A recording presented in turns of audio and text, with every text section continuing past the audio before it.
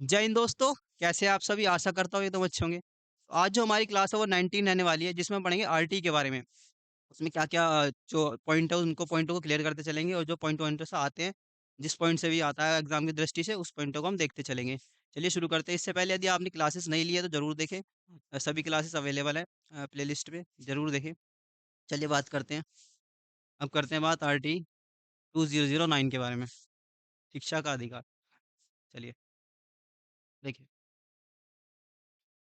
देखिए बात करें आरटी 2009 शिक्षा का अधिकार। बच्चों को निःशुल्क और अनिवार्य शिक्षा का अधिकार अधिनियम या शिक्षा का अधिकार अधिनियम आरटी भारतीय संसद में 4 अगस्त 2009 को पारित हुआ। कब पारित हुआ है संसद में? 4 अगस्त 2009 को संसद में ये पारित हुआ था। यह अधिनियम 1 अप्रैल 2010 को लागू हुआ था। यानी कब हुआ था लागू? ये हुआ था 1 अप्रैल 2010 को ये लागू हुआ था। इसमें क्या है? भारतीय संविधान के अनुच्छेद 21 ए के तहत देखिए ये पॉइंट जो है 21 ए एक एग्जाम की दृष्टि से बहुत अच्छा है। एग्जाम एग्जाम की दृष्टि से बहुत महत्वपूर्ण है, ठीक है। भारत में 6 से 14 वर्ष के बच्चों के लिए निःशुल्क यानी कि 6 से लेके 14 वर्ष तक के जो बच्चे हैं उनके लिए निःशुल्क और अनिवार्य शिक्षा के महत्व के तौर पर तरीकों का वर्णन करता है। यानी कि सबसे महत्वपूर्ण ये वाला पॉइंट होगा आपका जो एग्जाम की दृष्टि से होगा। कभी कभार यही पूछ लेता है, ठीक है। चलिए आगे देखते हैं। देखिए बात करें इसके ऑफिशियल नेम की। देखिए इसका ऑफिशियल नेम क्या है? The right of children to free and compulsory education. यानी कैसी शिक्षा है? निःशुल्क जो है, फ्री एंड कंपल्सरी, कंपल्सरी है। चलिए बात करते हैं आगे इसके पॉइंट की। जैसे निःशक्त प्रवासी बच्चे या फिर संघर्ष से प्रभावित बच्चे या बाल श्रमिक। यानी जो बाल श्रमिक है जो कहीं नहीं बालक होते हुए कार्य कर रहे हैं, ठीक है। संघर्ष से प्रभावित यानी संघर्ष से प्रभावित जो संघर्ष कर रहे हैं कहीं ना कहीं। प्रवासी बच्चे कौन हो जाएँगे? जो कहीं न कहीं से प्रवास होकर कहीं न किसी देश स्टेट से आए हैं या फिर कहीं न कहीं किसी क्षेत्र से आए हैं। निशस्त बच्चे यानी कि जो कुछ न कुछ उनकी स्थिति खराब है। बात यदि करें सड़कों पर भटकने वाले, सड़कों पर जो भटकते हैं, जो कूड़ा-करकट ढाते हैं, उनके बारे में बात करें, इत्यादि सभी बच्चों को शिक्षा का अधिकार के तहत शामिल किया गया है।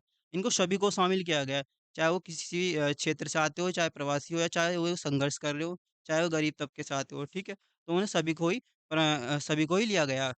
चलिए बात करते हैं आगे। सभी बच्चे पड़ोस के सरकारी स्कूलों में कक्षा 1 से 8 तक निःशुल्क शिक्षा प्राप्त करने के लिए हकदार हैं। यानी कि जो बच्चे 1 से लेके 8वीं तक है, उन्हें निःशुल्क शिक्षा प्राप्त की जाएगी, प्राप्त होगी, ठीक है?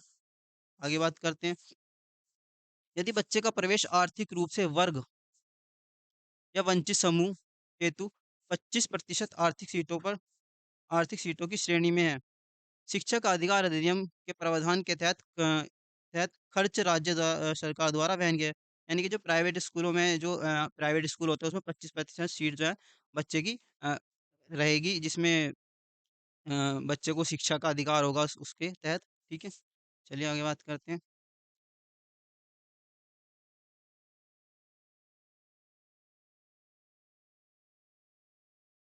बात यदि करें 1 से कक्षा 5 तक पास वाले बच्चों के लिए स्कूल पड़ोस में 1 किलोमीटर की दूरी पर स्थापित हो। यानी कि कक्षा 1 से लेकर जो 5 तक के जो बच्चे रहेंगे, छोटे बच्चे जो रहेंगे प्राइमरी में जो रहते हैं, तो उनके लिए जो स्कूल की जो दूरी रहेगी वो कितनी रहेगी? 1 किलोमीटर की दूरी रहेगी।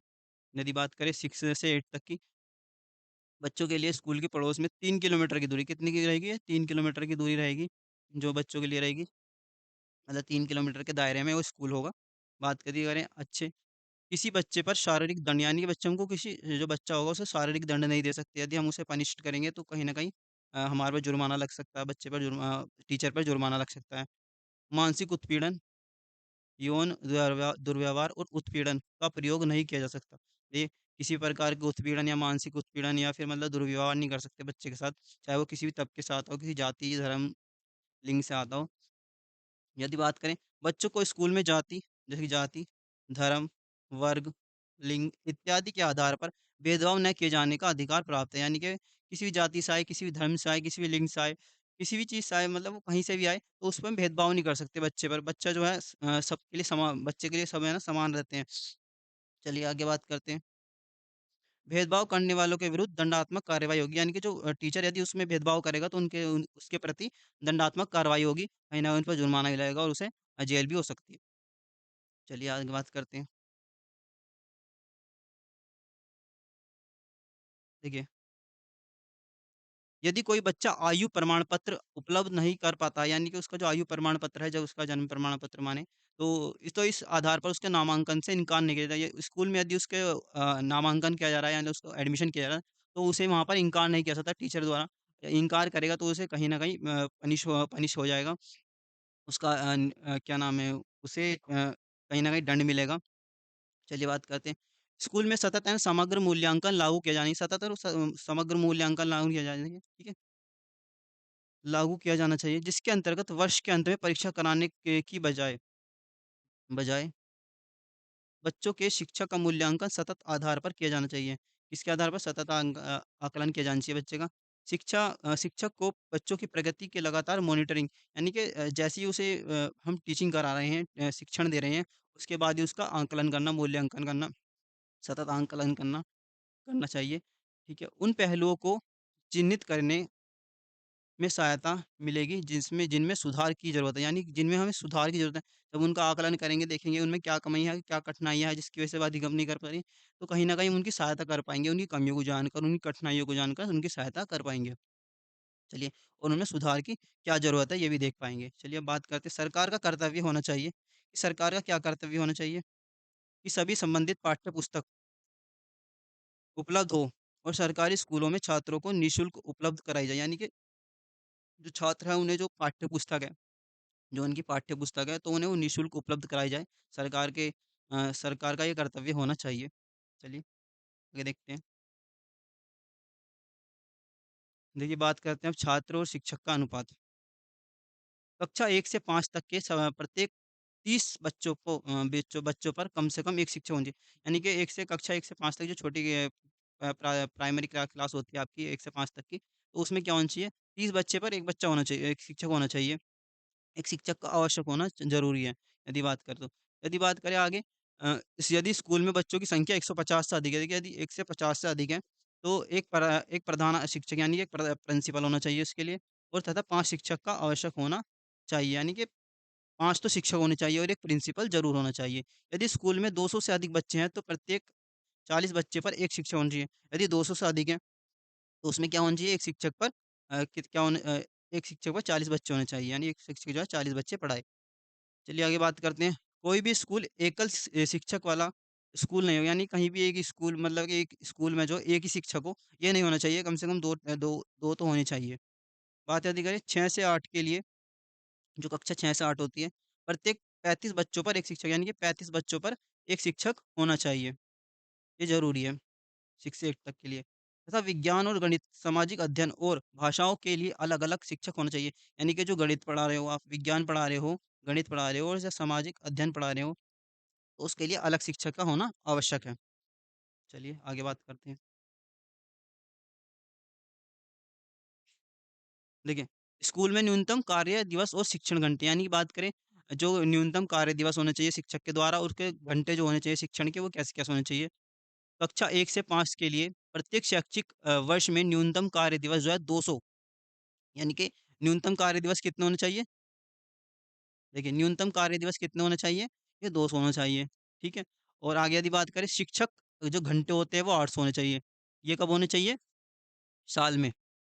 यदि बात करें कक्षा 6 के लिए प्रत्येक शैक्षिक वर्ष में न्यूनतम कार्य दिवस, यानी कि न्यूनतम कार्य दिवस जो है कक्षा 6 के लिए, 6 से 8 तक के लिए, उसमें होने चाहिए 220, और शिक्षक घंटे जो होने चाहिए 1000 होने चाहिए। यदि बात करें सप्ताह की, सप्ताह में जो होने चाहिए आपके, वो होने चाहिए 45 घंटे। यही पूछा जाता है एग्ज़ाम की दृष्टि से। देखिए आगे आगे बात करते हैं। शिक्षक के अतिरिक्त शिक्षकों से कोई अतिरिक्त कार्य नहीं, यानी कि शिक्षक के अतिरिक्त, यानी कि शिक्षण के अतिरिक्त, सॉरी, शिक्षण के अतिरिक्त शिक्षकों से कोई अतिरिक्त कार्य नहीं कराना चाहिए। जैसे कि अब बात करें, देखिए चुनाव का होगा, या फिर ड्यूटी हो गई, या आपदा राहत में सहायता की अतिरिक्त, यानी कि चुनाव से संबंधित, चुनाव में जो कार्य करते हैं शिक्षक, और उनकी ड्यूटी जो है, और आपदा राहत से में सहायता की अतिरिक्त शिक्षण से कार्य नहीं सौंपे जा सकते, यानी कोई अन्य कार्य नहीं सौंपे जा सकते। इनके अतिरिक्त, इन 3-4 के अतिरिक्त कोई और अन्य कार्य नहीं सौंपे जा सकते शिक्षक को। शिक्षा का माध्यम बच्चों की मातृभाषा होनी चाहिए, यानी कि शिक्षा का जो माध्यम है वो बच्चे की मातृभाषा होनी चाहिए। वो किसी अलग-अलग बच्चे की अलग-अलग मातृभाषा होती है, विविध-विविध प्रकार की होती है मातृभाषा। तो उनकी मातृभाषा में ही समझाने का प्रयास करना चाहिए बच्चे को। मातृभाषा से वो बहुत जल्दी सीखता है बच्चा। आइए बात करते हैं, देखिए मातृभाषा ही होनी चाहिए उनकी। प्राथमिक शिक्षा पूरी करने तक बच्चे से कोई भी बोर्ड या परीक्षा देने की अपेक्षा नहीं करनी है। यानी कि जब तक वो प्राथमिक कक्षाएँ अपनी पूर्ण ना कर ले, तब तक उसे बोर्ड परीक्षा देने की कोई भी अनुमति नहीं होनी चाहिए या अपेक्षा नहीं होनी चाहिए। चलिए आगे देखते हैं, समझते हैं। देखिए बात करते हैं, स्कूल प्रबंधन समिति में 3/4 सदस्य अभिभावक या संरक्षक होंगे। यानी कितने कितने प्रतिशत 3/4 जो है वो सदस्य अभिभावक या फिर संरक्षक होंगे, ठीक है।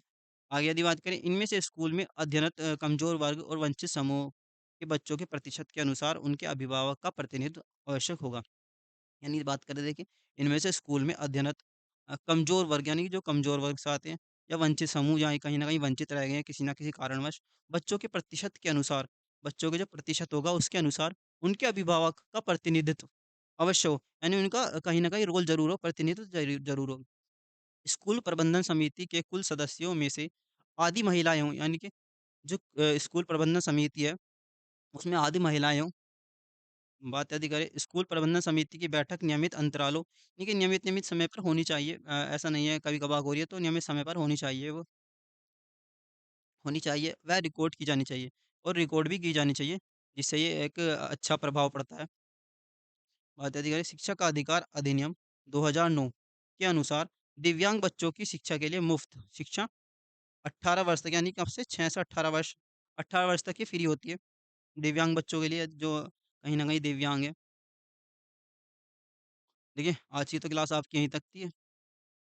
क्लास अच्छी लगी हो तो लाइक करें, शेयर करें, सब्सक्राइब करें। एक बार और टाइमिंग दिखा देता हूँ मैं आपको बैच की। देखिए, जो आपको ईवीएस पढ़ा रहे हैं, अमित सर पढ़ा रहे हैं 9 बजे, और जो आपको मैथ पढ़ा रहे हैं वासु सर पढ़ा रहे हैं 10 बजे। उदय सर की क्लास आपकी 11 बजे। मेरी क्लास जो आपकी वो 12 चल रही है, और जो पेपर 1, पेपर 2 दोनों को ध्यान में रखते हुए चल रही है क्लास। चलिए, क्लास अच्छी लगी हो तो बताएँ कैसी लगी क्लास? मिलते हैं नेक्स्ट वीडियो में, तब तक के लिए जय हिंद।